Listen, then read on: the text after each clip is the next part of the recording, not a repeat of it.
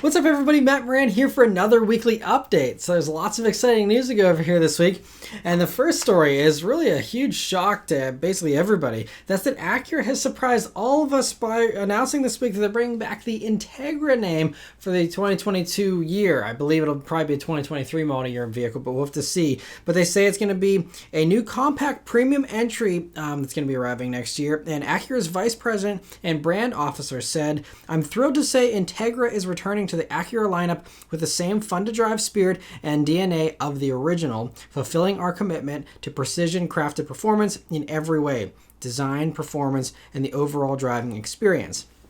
So from the single teaser image, we can see similar styling to other Acuras with the headlights and stuff, but I do love how they have the Integra little logo stamped there underneath the headlight, just like they did on the older generations, and so that's a really cool little touch. I also figured this would be an Acura ILX replacement, because I mean that vehicle's very dated at this point, and I'm kind of wondering like why they haven't done anything with it sooner, but it'll probably still be a sedan. But there was actually a drone show that they did to reveal the name again in Monterey, and so someone tweeted pictures of that, and one of the pictures had a silhouette of the shape of the vehicle, which looks like a two-door coupe in its design. Either that or it's going to be a very coupey sedan with small little rear doors, I'm not sure, but so that's the only thing that might make me think that at least they're going to maybe start with a two-door coupe and then work on to a four-door. I mean, the Integra was available both in two-door and four-door versions, so I mean, there's certainly room there to do both, but I was not expecting a two-door until I saw that silhouette. So we'll have to see how it all plays out, but very interesting there, and yeah, just great to hear that the Integra name is coming back, and hopefully it will be really sporty as well. The other exciting reveal from Acura this week that is very sporty is the 2022 NSX Type S. So like I talked about last week, this is the send-off for the NSX, sadly, with only 350 of these being made, and then the NSX is done with its production for this generation at least. And as you can see, it gets new bodywork and wheels to complement the extra performance. It runs the same setup as before, but now does 600 horsepower and 492 pound-feet of torque, which are bumps of 27 horsepower and 16 pound-feet.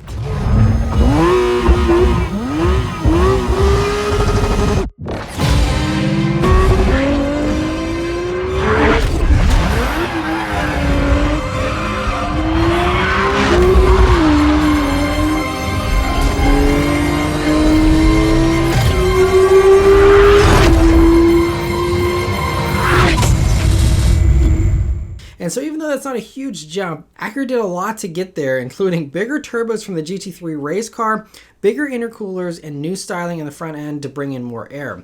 And I'm just kind of surprised, they did all those changes and you only get 27 horsepower. They could have gotten that out of tune and been done with it. So I'm not sure, it just seems like a lot of extra work. They could have just done an ECU tune and been done. But anyway, the battery's also bigger, and to help out the handling, it also gets unique Pirelli P0 tires that are tailored for the Type S, along with a carbon fiber roof to lower the center of gravity. There's also new carbon fiber aero pieces that improve downforce. The suspension and the all-wheel drive system have also been retuned for better handling, and the transmission has been retuned for faster shifts, and now has a rapid downshift mode that puts it instantly into the lowest gear possible if you pull the downshift paddle for half a second, which is a cool touch. Maybe we'll see that trickle into other Type S models in the future.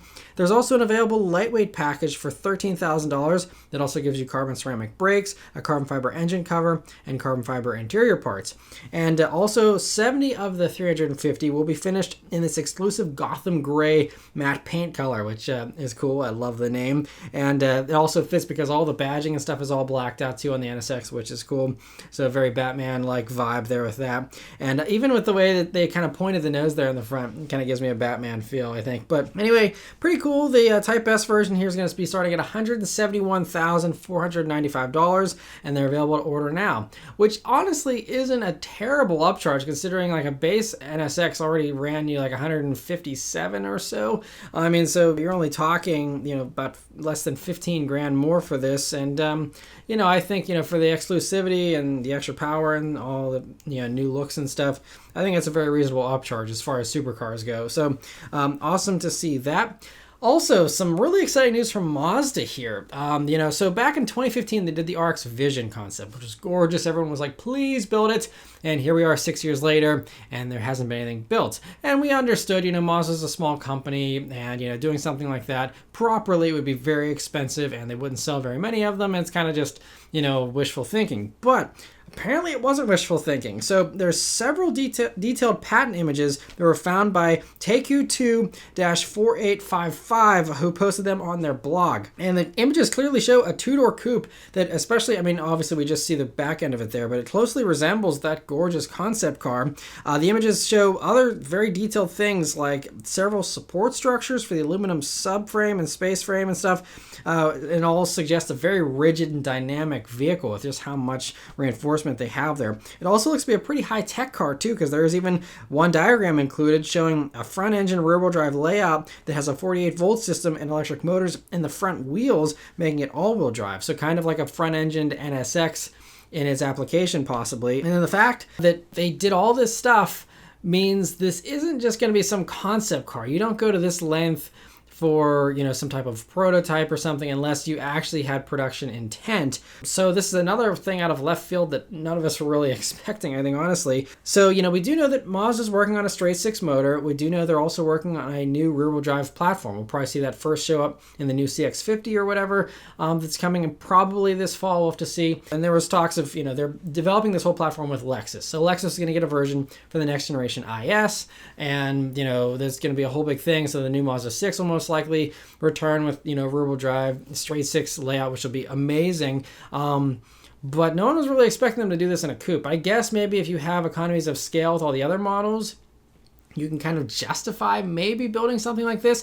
But what I'm thinking is there's probably a little chance they're going to be able to build this on their own. Because you look at even like the MX-5, they even had to partner up with Fiat and Alfa Romeo, for the current generation of the ND Miatas. And maybe they could have done it on their own, but would it have been as good? I don't know. But with everyone doing partnerships these days, and we already know there's a partnership with Lexus there for other stuff, my thought is that maybe this is like the underpinnings for what we're going to see for a next generation RC coupe that Lexus might be doing. But honestly, I don't think they were selling tons of RC, so I'm kind of surprised if even Lexus brought back the RC, let alone Mazda now getting into doing a two-door coupe, which will almost certainly not sell in good numbers.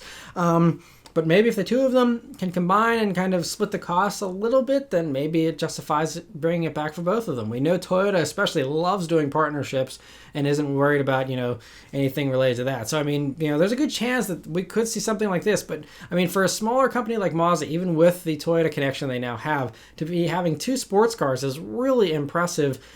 It sounds like, again, they wouldn't go to all this trouble just to not do anything with it. So, maybe Mazda's doing something on their own too. We'll have to see. But either way, very exciting. And so, I doubt it's going to have any kind of rotary engine. So I don't know if we could call this the RX-9 or anything like that. But whatever they end up calling it or whatever they end up doing with it, it sounds very promising. So fingers crossed that actually does see the light of day.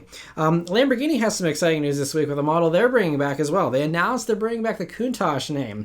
And so thankfully, this name is not for some type of electric SUV or something. It's actually on an ultra-exclusive, very rare hypercar that they'll be debuting at Monterey Car Week this weekend. So we don't have official details on it yet, aside from the few teaser images that Lamborghini gave us. But the look has already leaked out on Instagram and a few other places. So you can see just a few shots of it there. And I think in the front end, it does really do the old Countach justice. In the back end, though, it looks really similar to a Cyan to me, which they said was inspired by the Countach. But, the Countach had a lot more of a blocky back end, and that doesn't seem quite as blocky to me. But anyway, I think it's kind of cool. I know some people are upset that they're doing this. Hey, like I said, at least it's not an electric SUV. I think it's cool, and, it's one, if they want to keep milking the Aventador platform for all it's worth, hey, I think this is a cool little, take on that, reviving old models kind of theme. So that's cool. Also, the name officially is going to be Countach LPI 800-4. The I means it's a hybrid, but supposedly the hybrid component is the supercapacitor thing you had in the Cyan as well. So basically, think of this as like a rebodied Cyan is kind of what this is, it seems. And so, that's cool. We've heard that Lamborghini won't be using supercapacitors in any kind of large-scale production. capacity, so I guess this might be one final send-off for the supercapacitor thing. Maybe monetize that a little bit more before it goes away. But yeah, it's a cool thing, and the 800 means it'll have about 800 or so horsepower, and all Lamborghinis are fast, so not a big deal there. But yeah, I mean, I think it's a cool thing. But let me know in the comments below what you think about that new Countach. Aston Martin this week, in my opinion, has revealed something much cooler, and that is the Valkyrie Spider. So it swaps the hardtop for a removable carbon fiber roof and swaps the gull wing doors for butterfly doors. Otherwise, it's the same sweet 6.5-liter Cosworth V12 paired up with electric motors to do a total of 1,139 horsepower, just with no roof. So you hear that screaming engine right behind your ears. Man, it's an awesome, awesome vehicle that I would love to drive someday. Unfortunately, only 85 of these are going to be built, which means they're going to be even more rare than the regular Valkyrie by a good bit.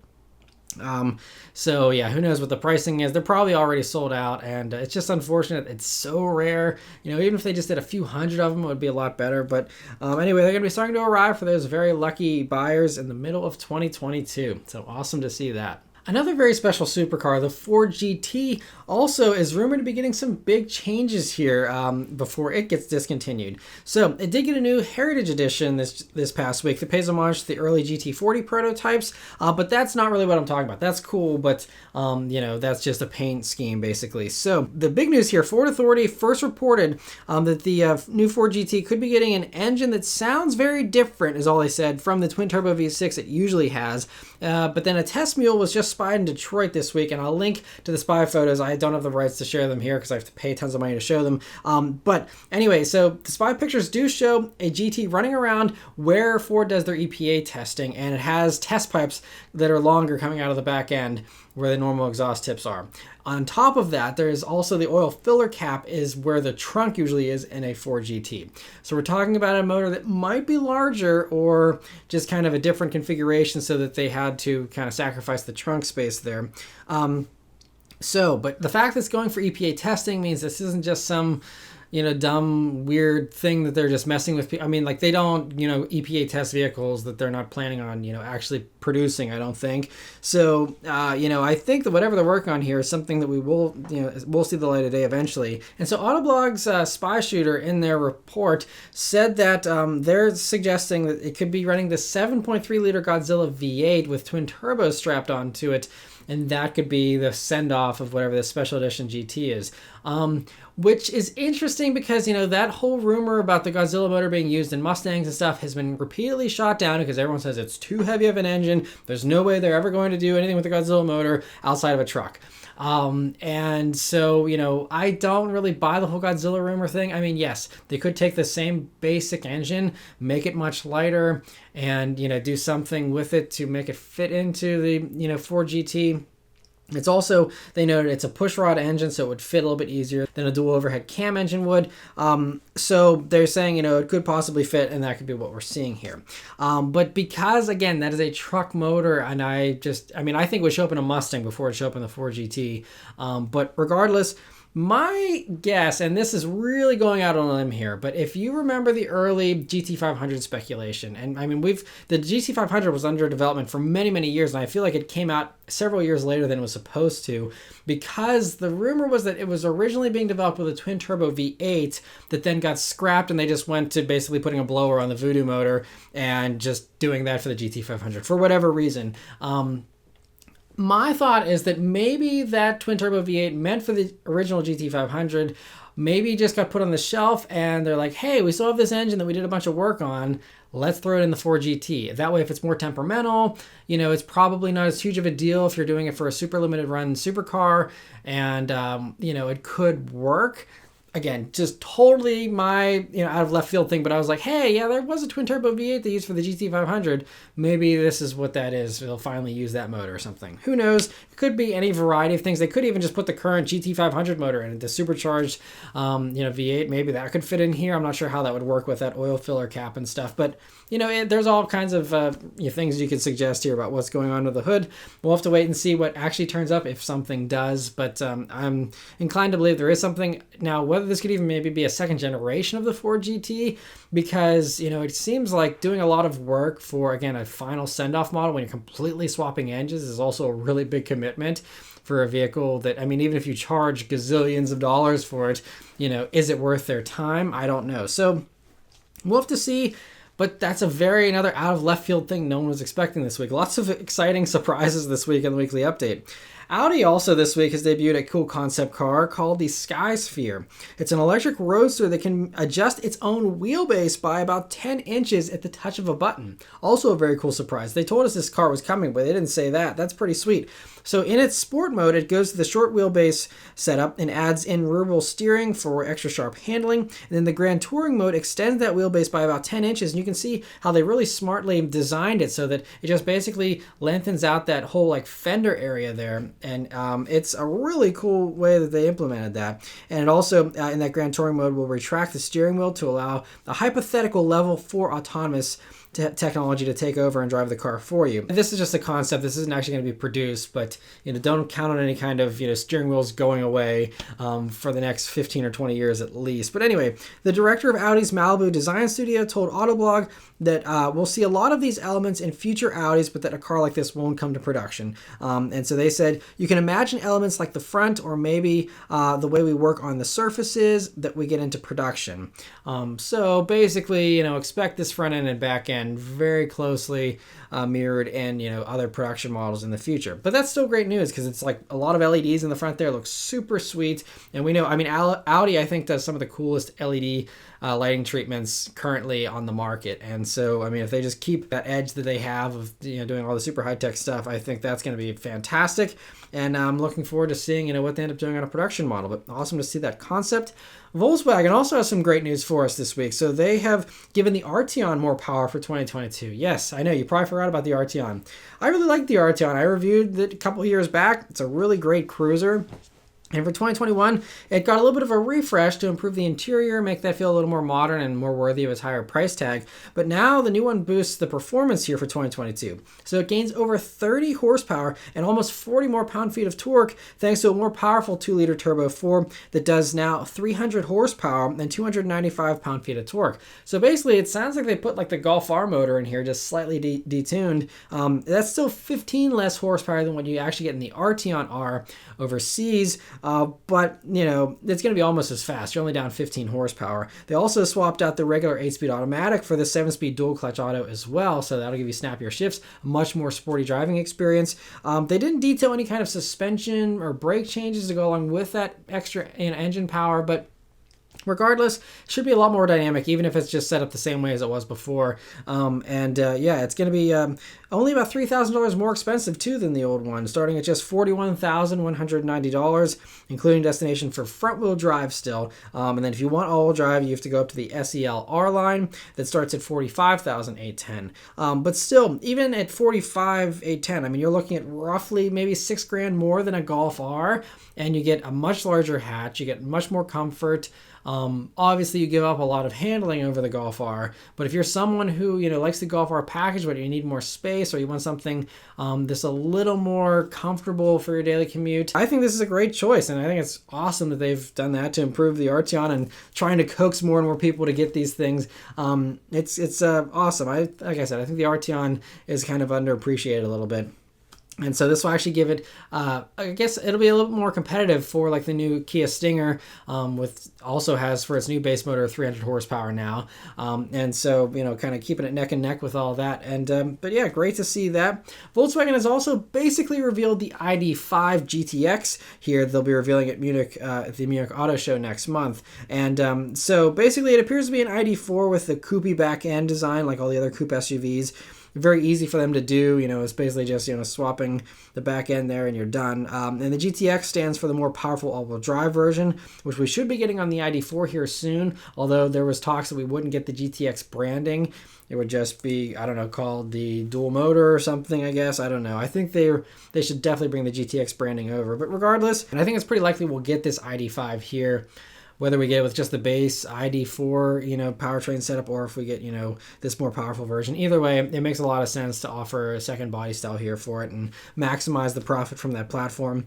And speaking of that ID.4, though, I did just have one as a press vehicle for a week, and I'll be posting my review here early next month. So if you're curious about all my thoughts on the ID.4, I'll give you all those then. Last week, I covered some of the electrification plans for Stellantis that were revealed with an investor presentation that revealed that Dodge is getting a plug-in hybrid next year and Jeep's getting a fully electric Jeep in 2023. But also in the plans, supposedly, were the revelation that Alfa Romeo is going to be going fully electric by 2027 and will be the first Stellantis brand to do so.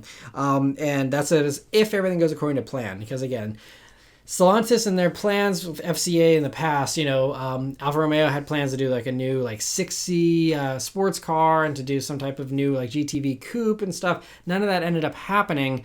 So, we'll see if they actually do end up going for, this fully electric Alfa Romeo stuff by 2027 or if those plans change. But that's the plan for now, which is kind of surprising. I really hope that, they can still find a way to keep the best-in-class handling dynamics that you get on the current generation Alfa Romeos for these new models, but it'll be sad that they'll be, totally silent aside from whatever sounds they want to manufacture.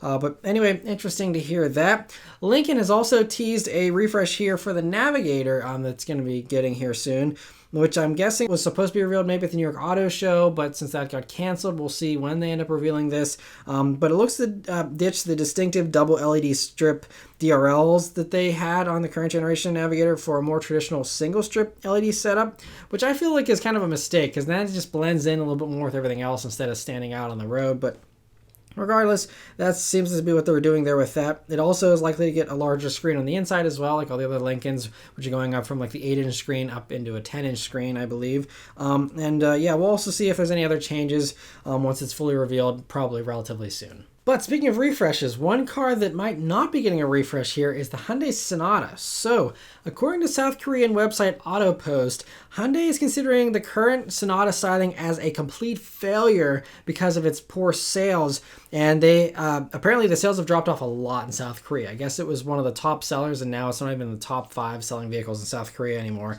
And even here in the US, they're selling way less than they did in the previous generation. So I think Hyundai is it's like all hands on deck, this is a complete disaster and they're going to try and fix it as fast as possible. So add to the fact, on top of that, I think, there's some little bit of a rivalry between Hyundai and Kia internally since they're owned by the same parent company.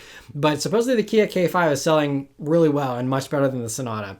So I think that also is, motivating Hyundai to make some changes here. So supposedly, they're doing drastic changes. AutoPost is claiming that an internal decision was made to skip a mid-cycle refresh altogether and completely restyle the whole car from top to bottom instead. And they say it'll be on the same platform and use the same powertrains. It'll just get a completely new look that'll be arriving either next year or 2023 at the latest. But based on how that sounds like they're in full-blown emergency mode here, I wouldn't be surprised if you see it even before the end of this year, at least as far as, hey, there's a new design, just to kind of save it since they seem to be really panicked about this whole situation. Again, according to the report, they could be wrong. This isn't any kind of official statement or anything.